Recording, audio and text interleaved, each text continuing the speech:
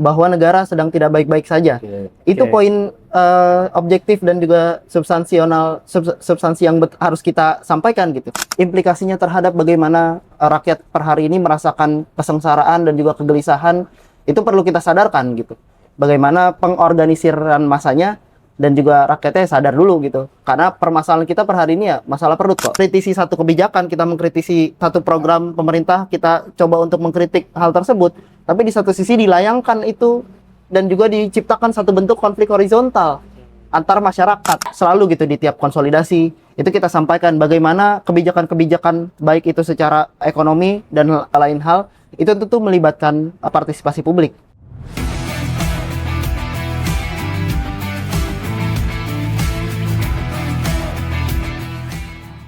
Halo kaum terpelajar, kita ada di segmen baru namanya Binmas. Bukan penertiban masyarakat, tapi bincang-bincang mahasiswa. Kenapa demikian? Karena pandangan dan cerita dari mahasiswa sangat penting, tapi kerap kali tidak didengar. Oleh karena itu penting untuk kita angkat. Di Binmas pertama ini kita masih numpang di bengkel PDO, tapi mungkin ke depannya akan ada tempat-tempat seru, bahkan mungkin bisa juga di kampus-kampus kalian. Nah, jadi Binmas ini kedatangan seorang ketua BEM yang baru menjabat dan juga tiba-tiba dihadapkan pada situasi hari ini. Ada namanya Mas Gufron. Halo Mas Gufron. Halo Mas Gufron. Sehat Mas Gufron? Sehat. Oke. Jadi Mas Gufron ini ketua BEM dari UPN-VJ, Universitas Pembangunan Nasional Veteran Jakarta, begitu. Nah, sebelum kita masuk ke situasi yang sedang panas-panasnya soal gerakan mahasiswa dan lain sebagainya, saya mau mengawalinya karena ini bincang-bincang mahasiswa, mendengar cerita dari Mas Gufron soal kehidupan kampusnya atau kehidupan sebagai mahasiswa atau mengapa dia memilih jalan sebagai ketua BEM, mungkin gitu. Boleh Mas Gufron diceritakan mungkin fakultasnya apa, terus bagaimana akhirnya terlibat dalam organisasi dan dalam kegiatan-kegiatan politik gitu. Silakan Mas Gufron. Oke. Sebelumnya selamat sore Mas Pedro, Mas Muzaffar. Izin memperkenalkan, saya Gufron Dimas Wicaksono, selaku Ketua Badan Eksekutif Mahasiswa UPN Veteran Jakarta hari ini, yang mana saya berasal dari Fakultas Ilmu Sosial dan Ilmu Politik, jurusan Ilmu Politik, angkatan 2023 gitu. Berbicara soal bagaimana proses perjalanan sampai di titik sekarang, ya tentu aktif aja sih sebetulnya dalam kegiatan-kegiatan berorganisasi sebelumnya. Sebelum jadi ketua juga di BEM? Ya, sebelum jadi ketua aku berasal dari himpunan. Himpunan Mahasiswa Ilmu Politik gitu. Jadi sebelumnya aku menjabat sebagai wakil ketua himpunan mahasiswa program studi ilmu politik, dan sebelumnya aku juga ada di himpunan gitu. Jadi ya 2 tahun berorganisasi ya cukup panjang, berdinamika di organisasi internal, pun juga berbicara kan lekat gitu bagaimana proses pembelajaran dan perkuliahan yang maksud ini relevan. Jadi pandangan kita nih mahasiswa ilmu politik terhadap organisasi mahasiswa adalah sebagai laboratorium mahasiswa. Jadi gitu. Linear lah ya sama jurusannya ya. Betul. Linear selaras dengan apa yang kita pelajari, bagaimana kita berbicara soal kondisi bangsa, masyarakat, sipil, dan berbicara soal bagaimana diimplementasikan lewat organisasi mahasiswa. Gitu. Dengan ya kita berperan aktif, berpartisipasi aktif dalam bagaimana menyuarakan isu-isu dan juga kondisi bangsa hari ini. Itu sih. Kan justru malah biasanya mahasiswa ilmu politik apolitis gitu. Bahkan beberapa kampus malah ketua BEM-nya menariknya dari MIPA, ya kan, jarang dari ilmu sosial gitu. Karena mungkin ilmunya Mas Gufron di kelas mau coba diimplementasiin di organisasi gitu. Apa sih dinamika organisasi mahasiswa hari ini? Apakah banyak sekarang mahasiswa malas berorganisasi atau mungkin minat berorganisasi menurun atau apa? Ada cerita-cerita nggak? Iya, sebetulnya ini menjadi satu diskursus ya, keterlibatan mahasiswa dalam organisasi mahasiswa. Karena banyak pandangan mahasiswa ini punya pandangan bagaimana memandang satu organisasi mahasiswa. Apakah masih relevan? Pertama, pendidikan kita menciptakan banyak pekerja-pekerja gitu. Jadi setelah lulus mau kerja di mana gitu. Itu pertanyaan yang lumrah sebagai mahasiswa baru. Manajer Kopdes Merah Putih. Betul. Kalau punya dapur SPPG. Nah, betul. Tapi kita sebagai mahasiswa ilmu politik, mahasiswa UPN Veteran Jakarta, tentu kita berbicara soal bagaimana kita melihat masyarakat kita, karena kan berbicara tadi selinear dengan apa yang menjadi kondisi bangsa hari ini. Pun juga berbicara soal organisasi mahasiswa, rasa-rasanya ini perlu, kalau misalkan masih ada pertanyaan relevan atau tidak, tentu ini sangat relevan. Karena apa? Kita sebagai mahasiswa tuh punya banyak peran dan juga fungsi sebagai agent of change, guardian of value, social control, yang mana bukan kampus ini kita jadikan sebagai pencipta tenaga-tenaga kerja dan buruh gitu. Tapi memang kita memandang bagaimana kita punya satu privilege yang lebih sebagai mahasiswa untuk bergerak, untuk berdampak nyata kepada masyarakat lewat apa peran-peran yang tadi. Agent of control, agent of change, social control, seperti itu. Udah berapa lama nih menjabat sebagai ketua BEM? Aku baru menjabat dari bulan Februari, sekarang bulan Juni baru sekitar. Bulan Juni. Ada berapa anggotanya BEM? Ya kebetulan fungsionaris aku di BEM itu total sekitar 272. Wih, banyak juga ya itu. Oh, itu nggak usah konsolidasi tuh kalau aksi ya, udah cukup banyak ya. Betul, betul. Nah, kemudian ikut Ormek nggak sih? Apakah Kanda nih, Bung, atau memandang Ormek seperti apa atau gimana? Iya. Sebetulnya itu. Jadi pada dasarnya organisasi mahasiswa di UPN Veteran Jakarta itu dinamikanya memang antar fakultas sebetulnya. Oke. Jadi diriku sendiri memang tidak mengikuti organisasi eksternal. Oke. Namun berbicara soal bagaimana kita tuh punya ruang-ruang diskusi dan juga punya satu pandangan tersendiri lah terhadap organisasi eksternal. Oke. Jadi aku rasa nggak jadi persoalan yang gimana-gimana nih kalau bicara soal di UPN Veteran Jakarta. Tapi memang kita lebih kepada dinamika-dinamikanya antar fakultas saja. Terakhir, berat nggak sih jadi ketua BEM di tengah situasi seperti ini misalnya begitu? Ya, berbicara berat atau enggaknya ya sebetulnya ya menjadi pemimpin di organisasi ya pasti menyakitkan lah. Tapi menyakitkannya tuh kayak seru aja gitu. Apa Leiden is legend ya? Ya, betul. Ya, menjadi pemimpin Menjadi adalah pemimpin adalah menyakitkan. menyakitkan. Tapi kurasa dengan dinamika ini ya jadi tambah terpacu semangatnya, dan juga berbicara balik lagi soal kedewasaan secara berorganisasi akhirnya makin matang lah seperti itu. Itu sih Mas. Oke, dengan tadi terpacu dengan situasi ini, kita masuk ke situasi-situasi yang baru-baru ini terjadi. Ya. Kemarin kan teman-teman UPN ikut aksi demonstrasi yang di Bundaran HI ya. Itu hari apa itu ya? Hari Jumat. Hari Jumat. Betul. Ya. Nah, itu gimana Su? Bicara soal aksi kemarin, tuntutannya apa, dinamika di lapangan seperti apa, terus melihat kondisinya bagaimana, mungkin bisa diceritain. Betul. Berbicara bagaimana mahasiswa UPN melihat kondisi bangsa, kondisi negara hari ini, tentu kita dihadapkan dengan Kenapa tuh kondisi bangsanya, kenapa nih? kondisi bangsanya mengalami ketidakpastian secara ekonomi. Ini masa depan, betul. Kita melihat satu bentuk ketidakpastian terhadap ekonomi, bukan hanya di ekonomi nasional, dan ini jadi pengaruh. Ekonomi nasional ini jadi pengaruh. Namun yang kita mengalami ketidakpastian ini dalam ekonomi global. Oke. Di mana ya situasi geopolitik per hari ini mungkin sudah reda ya kalau per hari ini nih, karena memang Selat Hormuznya sudah dibuka, tapi memang ada hal-hal yang harus kita pastikan sebagai King Bahlil yang buka, bukan? Kirain Ya. King Bahlil, terus? Seperti itu. Jadi tapi ada satu hal yang mana akhirnya kita tergerak. Jadi melihat situasi kondisi hari ini, kemarin pasca aksi kita memulai dengan prakondisi bagaimana kita pembacaan situasi baik secara nasional, global, itu yang kita lakukan sebagai mahasiswa UPN Veteran Jakarta gitu. Jadi kita apa nih implikasinya terhadap ekonomi nasional dari ekonomi global tersebut gitu. Berbicara juga bagaimana pelemahan rupiah, nilai tukar rupiah terhadap dolar, itu juga menjadi satu hal yang kita bawakan di aksi kemarin, di mana ya tadi balik lagi ini bicara soal kedaulatan ekonomi kerakyatan gitu. Di mana kita juga sudah memiliki secara fundamental dasarnya sudah ada di Undang-Undang Dasar 1945 pasal 33, dan juga itu bagaimana kita punya landasan-landasan tersebut dan diimplementasikan dengan apa yang terjadi sih sebetulnya sekarang, letak salahnya di mana. Pun juga berbicara di hari Jumat kemarin kita juga menyampaikan bahwasanya harga pokok itu ikut naik karena apa? Implikasinya karena harga BBM ikut naik. Oke. Gitu. Yang dimana ini negara telah gagal bagaimana menjalankan ekonominya gitu, dan juga berbicaranya soal kondisi yang tidak menentu, tapi tidak bisa kita salahkan sepenuhnya gitu. Negara harus mengambil satu bentuk kebijakan bagaimana memastikan bahwasanya hal-hal tadi seperti nilai tukar rupiah yang turun, bagaimana harga pokok dan BBM itu makin meningkat, daya beli masyarakat yang menurun, itu negara harus mengambil kebijakan tersebut gitu. Makanya kita memandang itu perlu kita bawakan kepada tuntutan-tuntutan yang memang dilaksanakan pada aksi kemarin gitu. Berbicara soal dinamika aksi kemarin, tentu kita dibersamai oleh kawan-kawan yang ada di Jakarta bersama kawan-kawan UIN. Itu memang di Bundaran HI, objektif goalsnya adalah kita memandang bagaimana gerakan ini akhirnya tidak kontraproduktif dengan apa yang kita sampaikan sebagai mahasiswa gitu.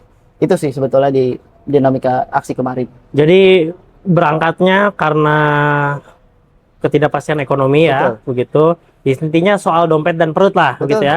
Jadi yang jadi tuntutannya apa? Tuntutan teman-teman mahasiswa ini apa ketika Iya. kemarin aksi itu? Pertama, kita harus memastikan dan juga mendorong bagaimana pemerintah kita bisa melakukan kedaulatan ekonomi rakyat gitu. Itu yang pertama. Yang kedua, kita harus pastikan bahwasanya kenaikan harga BBM itu dan juga berbicara soal bagaimana tuntutannya itu meningkatkan daya beli masyarakat gitu. Karena per hari ini ya itu menjadi sumber masalahnya gitu. Kita kalau bicara soal implikasinya terhadap bagaimana rakyat per hari ini merasakan kesengsaraan dan juga kegelisahan, itu perlu kita sadarkan gitu.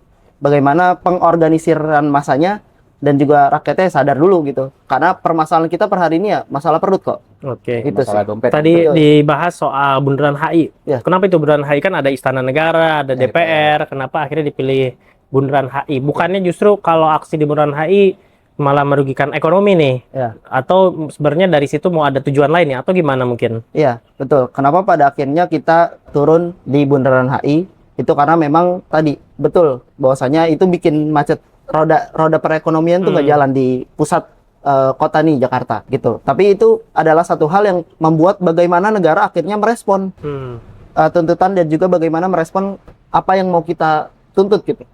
Dan itu menjadi satu hal yang rasanya kalau kita menutup roda perekonomian yang ada di Jakarta, itu menjadikan satu atensi besar kepada negara, kepada pemerintah untuk memastikan kita mendapatkan satu bentuk dialog yang nyata gitu.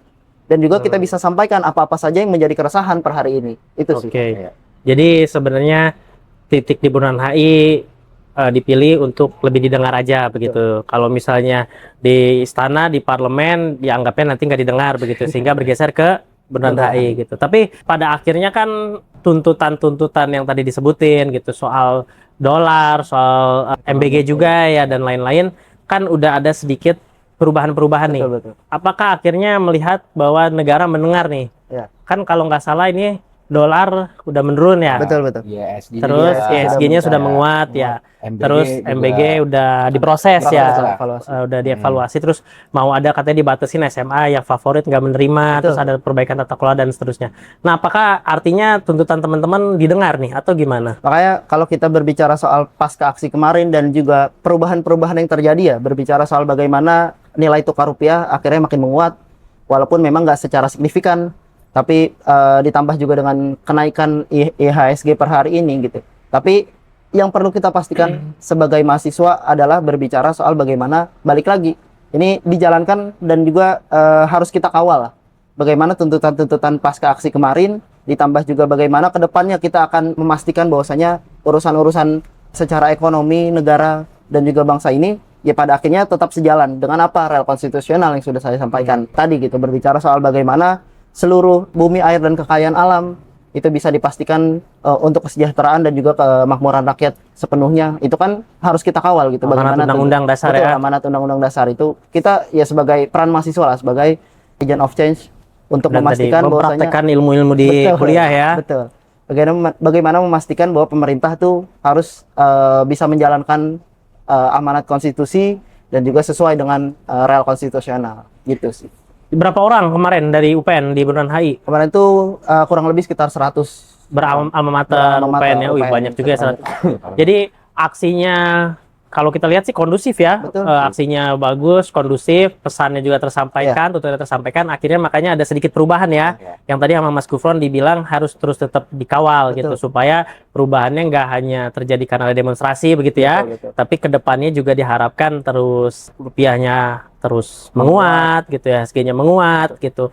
Ada perbaikan-perbaikan termasuk juga soal tadi ya, inti darinya adalah ekonominya itu gitu. Nah, kemudian dari semua hal tadi gitu, melihatnya ini keresahan, kan ini banyak nih netizen atau sosial media punya berbagai pendapat lah, bilang sampai ada kan mahasiswa juga BEM bersatu bilang ini ditunggangi, ini nggak organik gitu. Nah, menurut pandangan Mas Gufron bagaimana melihat ini? Apakah ini keresahan yang organik cuma kita harus mengantisipasi juga tekanan-tekanan dari pihak-pihak tertentu yang mau merugikan atau bagaimana? Iya, tadi balik lagi berbicara soal kondisi ekonomi hari ini, tentu itu harus kita sadari dan juga harus kita sampaikan, dan kita harus jujur gitu terhadap kondisi bangsa hari ini gitu. Secara penyelenggaraannya, di penyelenggara negara ini sebetulnya yang salah. Negara Indonesia itu nggak pernah kurang-kurangnya terhadap konsep ataupun program, tapi pada saat implementasinya ya balik lagi. Itu kesalahan-kesalahan penyelenggara negara, mungkin karena pengawasan dan juga pengauditannya kurang seperti apa, dan juga hal-hal tersebut ya mungkin pada akhirnya ya menimbulkan hal-hal ini ya, kok negara dan juga pemerintah yang korup, tidak transparan dan tidak akuntabel ya, hal-hal yang kayak gini lah sebetulnya yang menjadi persoalan bangsa hari ini. Ditambah juga kegelisahan ini sebetulnya organik gitu. Kita sadar dan juga beberapa ataupun seringkali kita turun langsung kepada masyarakat memastikan harga pangan hari ini, memastikan bahwasanya harga pokok hari ini seperti apa gitu perkembangannya, dan juga karena memang berbicara soal bagaimana kondisi ekonomi ya tentu gitu kita perlu memastikan kepada masyarakat itu sendiri gitu. Pun juga kegelisahannya, balik lagi kegelisahannya itu secara alami dan organik, tapi berbicara soal bagaimana gerakan mahasiswa ini punya kepentingan-kepentingan lainnya, itu memang inilah waktunya untuk kita mengajak sebetulnya kita mengajak bagaimana fragmentasi dan juga polarisasi gerakan mahasiswa hari ini itu kita harus bersatu. Untuk apa? Untuk memastikan bahwasanya negara menjalankan amanat konstitusional gitu. Bukan kita karena beda pendapat dan juga beda pandangan akhirnya kita tidak bersama dalam jalanan gitu. Itu sih sebetulnya yang jadi keresahan hari ini. Oke, makasih Mas Gufron. Kita bakal minta tanggapan sebelum kita lanjut ke pertanyaan ke Mas Gufron selanjutnya. Kita bakal minta tanggapan dari Muzaffar Salim yang banyak mengamati juga gerakan-gerakan sosial, juga peristiwa-peristiwa yang terjadi. Nah, mungkin ada pandangan dari Muzaffar Salim atau mungkin mau juga menanggapi apa yang disampaikan oleh Mas Gufron tadi. Silakan, Muzaffar. Oke, jadi menanggapi peristiwa kemarin yang memang cukup representatif juga gitu, Bro. Ketika yang disuarakan ini oleh mahasiswa gitu. Itu yang pertama. Yang kedua ini, mahasiswa ini mengisi celah-celah yang kemarin per hari Agustus itu tidak diisi. Itu dengan salah satu yang demonstrasi yang kemarin itu di Bundaran HI. Nah, yang jadi pertanyaannya ketika demonstrasi ini kan dolar turun ya kan satunya, IHSG juga turun gitu. MBG di revisi lah gitu, kayak daerah-daerah itu yang dibolehkan itu yang daerah 3T atau semacamnya. Nah, mungkin aku lebih ke nanya balik gitu ke Mas Gufron gitu kan selaku mahasiswa. Nah, ketika memang demonstrasi memang kan pemerintah tidak menjawab apa-apa ya gitu ya terkait respon atau apa gitu.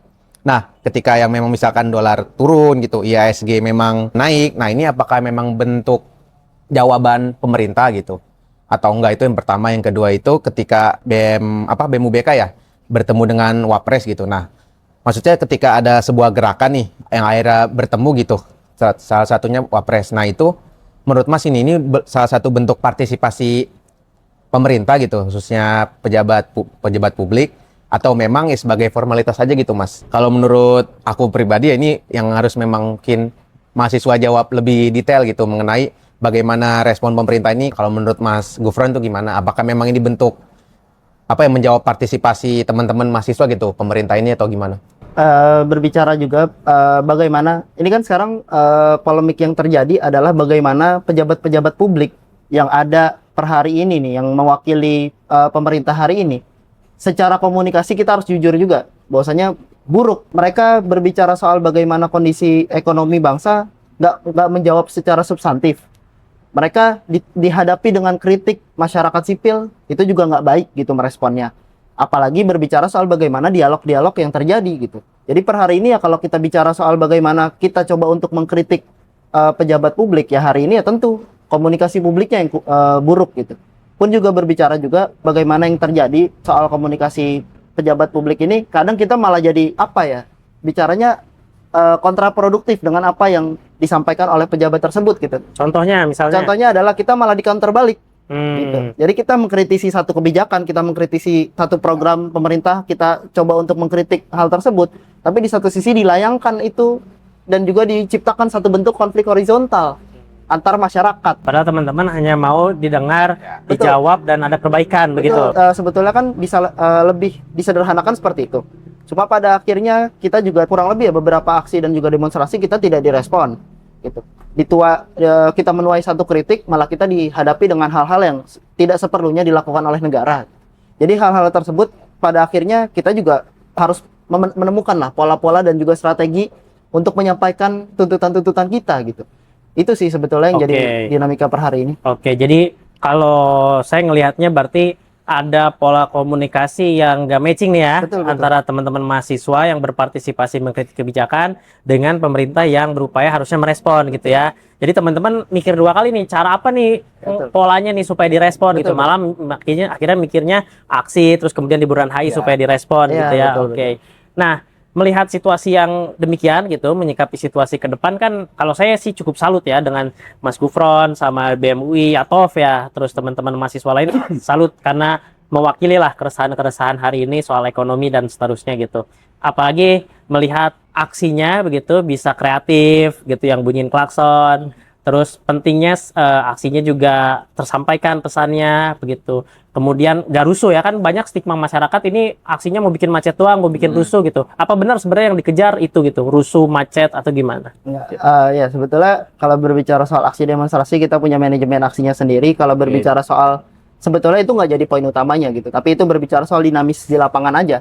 Jadi ya per hari ini kita nih kalau mahasiswa UPN Veteran Jakarta keluar dari gerbang UPN Veteran Jakarta itu harus menyampaikan satu pesan kepada negara, kepada masyarakat bahwa negara sedang tidak baik-baik saja. Itu poin objektif dan juga substansi yang harus kita sampaikan gitu. Jadi per hari ini kalau bicara soal bagaimana dinamika di lapangan tentu terjadi hal-hal seperti itu. Cuma poin utama yang harus kita sampaikan adalah tadi. Nih kalau menangkap pembicaraan tadi ya, atau melihat diskursus tadi, sebenarnya kan pemerintah selalu punya klaim gitu, bilang sudah merespon, menanggapi, tapi yang menjadi titik miskomnya menurut saya, kenapa malah pemerintah ini menanggapinya atau meresponnya ke wartawan gitu, soal tuntutan mahasiswa gitu, nggak langsung ke mahasiswanya gitu. Nah, kalau menurut teman-teman sendiri, apa sih makna atau indikator bahwa pemerintah itu mendengar dan juga menanggapi atau mau berdialog dengan teman-teman gitu? Indikator itu sebetulnya terjadi gitu. Kita berbicara soal apa yang mau kita sampaikan gitu. Jadi apa yang kita kritisi ya tentu terkait kebijakan negara per hari ini gitu. Nah, bagaimana proses-proses penyusunan kebijakan ini? Kita selalu gitu di tiap konsolidasi itu kita sampaikan bagaimana kebijakan-kebijakan baik itu secara ekonomi dan lain hal itu tentu melibatkan partisipasi publik. Itu yang sama-sama kita gaungkan. Kalau memang ada satu waktu untuk dialog kepada pemerintah gitu, kepada berarti teman-teman mahasiswa nggak menutup kemungkinan kalau misalnya disambut dengan dialog yang bermakna, yang terbuka, akuntabel, dan yang partisipatif gitu, teman-teman mau berdialog dengan pemerintah begitu. Betul. Teman-teman ketemu nih, ini saya Prabowo nih, ini kucingnya Prabowo, Bobi gitu. Kira-kira Mas Gufron dan teman-teman mahasiswa apa yang mau disampaikan gitu, atau tuntutannya apa gitu? Ya, berbicara misal kayak contoh terkait ekonomi ini ya. Ya tentu kita harus memastikan bahwasanya sebagai pemangku kebijakan, sebagai presiden gitu, itu bisa kita pastikan terkait tadi tuntutan-tuntutan terkait bagaimana memastikan kedaulatan ekonomi rakyat gitu. Karena per hari ini mau bagaimana IHSG naik, rupiah menguat, tapi secara realitas sosial masyarakat masih dihadapkan dengan harga bahan pokok yang tinggi kok. Gitu. Itu realita yang terjadi di masyarakat. Tidak terjawab ya Mas yang kemarin disampaikan oleh teman-teman mahasiswa gitu. Walaupun dolar turun, ESG juga naik, walaupun mahasiswa BK ketemu dengan wakil presiden gitu. Itu tidak serta-merta memang terjawab gitu ya Mas, tuntutan-tuntutannya. Betul. Karena memang ini jadi satu langkah yang panjang sebetulnya. Jadi satu langkah yang panjang ketika berbicara soal aksi demonstrasi ataupun aksi massa itu nggak selalu prosesnya juga pada akhirnya bisa diwujudkan langsung gitu oleh pemerintah. Tapi per hari ini itu adalah satu langkah. Kita perlukan langkah-langkah yang konkret lah dari pemerintah untuk memastikan hal tersebut gitu. Itu sih Mas sebetulnya. Jadi memang pada intinya teman-teman mencari bentuk pola komunikasi lain supaya direspon, dan kemudian kalau ada peluang untuk bisa berkomunikasi secara partisipatif, teman-teman akan menyampaikan tuntutannya ya, paket perbaikannya lah begitu ya. Nah, kemudian apakah ada kekhawatiran juga dari teman-teman gitu melihat dinamika yang terjadi seperti ini gitu? Kan kalau lihat di Agustus kemarin akhirnya ada faktor-faktor X lah gitu yang membuat akhirnya goals atau tujuan-tujuan dari teman-teman yang asli ini tidak tersampaikan gitu. Kemudian malah jadi legitimasi untuk terjadinya yang kita anggap sebagai menguatnya militerisme lah begitu. Entah nanti mungkin pakai caranya tiba-tiba ditetapkan darurat militer atau misalnya menjadi ada legitimasi untuk pengkambing hitaman kembali seperti Agustus. Nah, teman-teman memandangnya gimana? Ya kita sebetulnya memandang gerakan mahasiswa nih ya, kita harus menjaga akan hal itu sih dari hal-hal kayak gitu. Karena memang berbicara soal di Agustus kemarin juga pada akhirnya negara mengambil alih untuk melaksanakan darurat militer gitu. Karena apa? Karena memang itu menjadi satu kegagalan sih sebetulnya, pembacaan situasi kita tuh menjadi satu kegagalan gerakan mahasiswa hari ini untuk menjaga hal tersebut gitu. Jadi pada akhirnya intervensi dan juga kepentingan tuh ada di mana-mana. Mungkin itu termasuk variabel-variabel yang mungkin tangan-tangan gaib yang memang mau mahasiswa tetap turun apa segala macam, itu menjadi hal yang dan menciptakan kerusuhan betul, gitu ya. dan menciptakan kerusuhan. Pada akhirnya apa yang mau kita sampaikan secara objektif dan juga rasional, tentu secara substansi juga nggak tersampaikan secara betul gitu. Pada akhirnya ya kita, ya kegagalan mahasiswa dan kegagalan gerakan mahasiswa ya tentu ada di hal-hal yang seperti itu gitu. Makanya terkait manajemen aksi, bagaimana pembacaan situasi dan nasional harus tetap dilakukan lah di tiap-tiap kampus, terutama di kampus aku sendiri. Dan itu jadi menjaga sterilisasi dari gerakannya ya. Betul, Maksudnya betul. dalam artian ada teman-teman yang berpartisipasi aktif, generasi muda, jangan sampai generasi muda ini dikambing hitamkan lagi seperti Ya, Agustus betul. begitu, dengan adanya melihat wah banyak nih orang yang turun, kemudian mau diciptakan lah dengan semacam skenario A, B, C, D sehingga kerusuhan, nanti akhirnya darurat militer gitu. Betul. Sehingga teman-teman sangat menjaga itu betul ya. Betul, betul. Oke. Nah, mungkin saya mau ke Muzaffar Salim. Tadi udah ada beberapa pertanyaan ke Mas Gufron soal situasi ke depan, terus kemudian bagaimana kalau ada ruang terbuka dialog, dan kemudian bagaimana kalau ada kemungkinan resiko darurat militer sebagai legitimasi dan seterusnya. Nah, kita meminta tanggapan Muzaffar Salim gimana?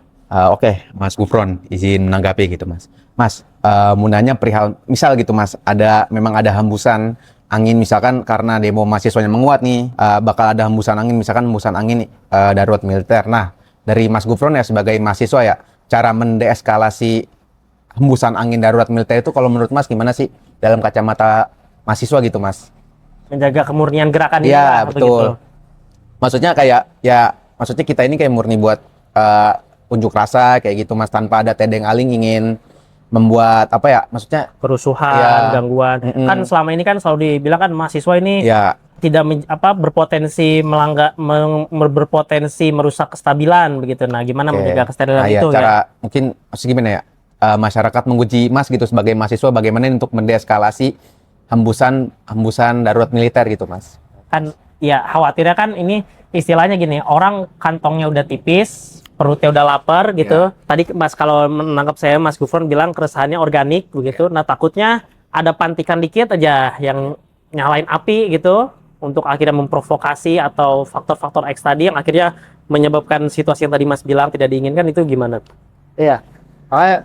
Iya, pertama harus kita pastikan terkait kesterilisasian gerakan mahasiswa hari ini, ya tentu gitu dengan melebur dengan masyarakat gitu kan. Kita harus tahu gitu apa yang kita perjuangkan.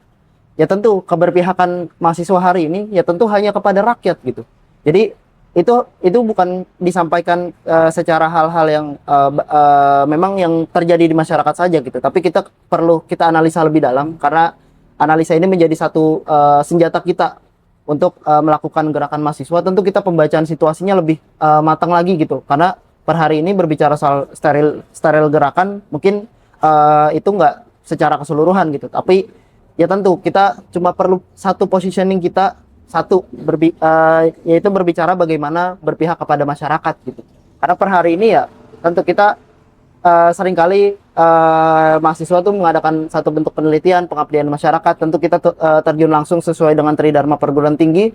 Ya pada akhirnya kita membuat satu gerakan juga berdasarkan landasan-landasan tersebut gitu. Jadi hari ini kalau bicara soal gerakan mahasiswa, ya kita bersama dan juga bersatulah bareng-bareng gitu. Kita berbicara soal bagaimana fragmentasi dan polarisasi itu kita kesampingkan dulu. Kondisi bangsa hari ini sedang genting lah. Dalam artian kalau sampai menuju darurat militer itu bagaimana kita cara mengantisipasinya, itu bahasan-bahasan yang ada di konsolidasi.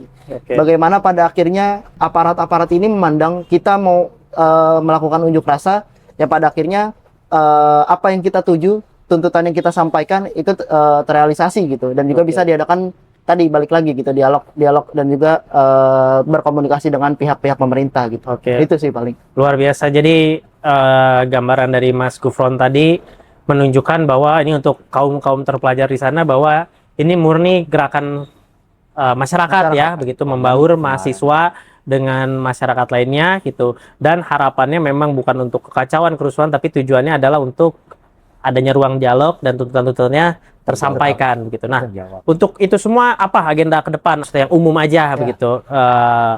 Apa ke depannya mau ada apa, atau misalnya tujuannya apa, atau yang masih belum apa nih, kan udah ada perbaikan-perbaikan yang kita diskusi. Nah, kira-kira yang maksudnya ini belum nih, ini harus ini nih, kira-kira apa itu Mas Gufron? Iya, mungkin seiring berjalannya waktu pasca aksi kemarin, sekarang kawan-kawan UPN Veteran Jakarta mengadakan konsolidasi pun juga pembacaan situasi di nasional juga. Kita juga sedang dalam tahap pengorganisiran massa, pembasisan massa kembali, bagaimana keresahan dan juga kesadarannya pada akhirnya timbul gitu di kawan-kawan UPN Veteran Jakarta gitu. Karena berbicara soal bagaimana kita mau bergerak, itu kan pasti ada tanda tanya. Untuk apa kita bergerak, kepada siapa kita berpihak, dan lain-lain, itu bisa kita sampaikan dan juga kita perjelas gitu. Kita sebagai organisasi mahasiswa itu perlu menjawab pertanyaan tersebut gitu. Dengan apa melakukan satu bentuk pencerdasan kepada kawan-kawan, mengajak publik lebih banyak ya, gitu ya, betul. Teredukasi gitu ya. Betul. Dan hal-hal itu yang bisa kita gaungkan bersama lah, dalam artian kalau memang dalam tahapan pengorganisiran masanya sudah konkret, pembasisan masanya sudah konkret, dilakukan satu bentuk pencerdasan, bagaimana melihat situasi dan kondisi bangsa hari ini, itu pada akhirnya tergerak dan juga kesadaran timbul secara bukan otomatis, tapi ada satu hal yang diupayakan lah. Oke. Seperti itu. Jadi mengupayakan gerakan ini inklusif ya, terbuka untuk semua orang begitu, tidak ada sekat, lebih untuk kepada pencerdasan begitu. Nah, mungkin kita ke pertanyaan terakhir. Kan lagi rame juga beberapa tagline ya, Indonesia bangkrut, terus kemudian Indonesia gelap dan seterusnya kan. Kemudian ada juga reformasi jilid 2. Nah, kalau menurut Mas Gufron, mungkin nggak sih reformasi jilid 2 ini? Atau ada pandangan tersendiri dari Mas Gufron soal reformasi jilid 2 ini? Maksudnya ada faktor ini yang akhirnya kayaknya belum memungkinkan deh, atau enggak kayaknya seperti ini deh memungkinkan, atau gimana menurut Mas Gufron? Iya, berbicara soal reformasi jilid 2 ya, mungkin ini memang ada juga yang berpandangan bahwasanya indikator-indikatornya sudah sampai kepada reformasi di 98. Tapi menjadi satu diskursus juga bahwasanya kayaknya belum sampai nih indikatornya di tahun 98. Jadi per hari ini ya pandangan kita mahasiswa UPN Veteran Jakarta, banyak hal yang perlu kita kawal sih sebetulnya. Berbicara soal bagaimana cita-cita reformasi, bagaimana berbicara soal balik lagi kepada Undang-Undang Dasar 1945, bagaimana berbicara soal mencerdaskan kehidupan bangsa, dan sesuai dengan amanat Undang-Undang Dasar 1945, rasa-rasanya perlu sama-sama kita pastikan bersama terkait hal tersebut gitu. Jadi kita sebagai mahasiswa punya satu landasan untuk bergerak, kita sebagai mahasiswa punya satu hal yang rasanya kegelisahan dan juga keresahannya nyata dan juga dirasakan bukan hanya dari tingkat kaum menengah tapi sampai ke masyarakat gitu. Jadi berbicara soal reformasi jilid 2 rasa-rasanya masih cukup jauh ya. Tapi berbicara soal bagaimana dan apa yang akan kita lakukan ke depannya, tentu sampai melaksanakan negara sampai melakukan hal-hal yang kita tuntut, terutama berbicara soal bagaimana kondisi bangsa dan juga ekonomi hari ini gitu. Itu sih sebetulnya. Oke. Terima kasih kaum terpelajar. Tadi podcast yang cukup seru atau bincang-bincang mahasiswa yang cukup seru dengan Mas Gufron yang menggambarkan bagaimana dinamika yang saat ini terjadi begitu. Mungkin ke depan kita akan mengundang teman-teman mahasiswa lain, barangkali ada yang punya pandangan-pandangan lain atau ada yang sepakat juga atau ada yang tidak sepakat juga. Itu akan menjadi perbincangan yang seru begitu. Kemudian kita akan mendiskursuskannya nanti di kolom komentar. Terima kasih semuanya.